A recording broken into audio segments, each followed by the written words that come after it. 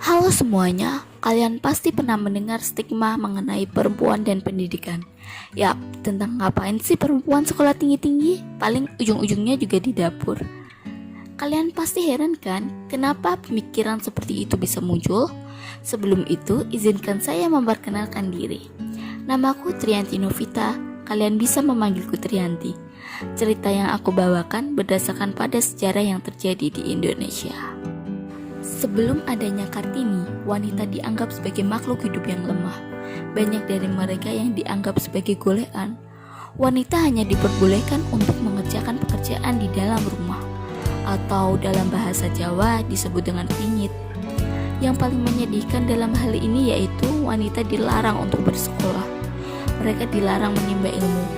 Sehari-hari mereka hanya mengerjakan pekerjaan dapur. Mereka benar-benar tak bisa melakukan apa yang mereka impikan. Karena hal ini, di mana semakin lama wanita dianggap semakin lemah, daripada wanita kehilangan martabat dan hak pendidikannya, Raden Ajeng Kartini berjuang mengembalikan derajat wanita, agar wanita dan laki-laki memiliki hak dan derajat yang sama dalam kehidupan sosial, hidup dengan segala yang mereka impikan. Dapat kita lihat perjuangan Raden Ajeng Kartini membuahkan hasil. Wanita mulai kembali mendapatkan hak mereka untuk mengenyam pendidikan. Itulah mengapa setiap 21 April diperingati sebagai Hari Kartini, yaitu untuk mengenang perjuangan Raden Ajeng Kartini dalam membela hak wanita. Lalu, bagaimana dengan sekarang? Karena perjuangan Raden Ajeng Kartini yang luar biasa, wanita mulai mendapatkan kebebasan mereka. Pekerjaan yang awalnya hanya dilakukan kaum adam saja, seperti polisi, pilot, security, kuli, lambat laun mulai dikerjakan wanita juga. Di zaman yang serba modern ini juga melahirkan Kartini-Kartini modern yang memiliki pendidikan tinggi.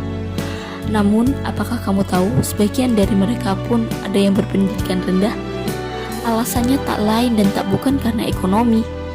Akhirnya mereka memutuskan untuk menjadi TKI.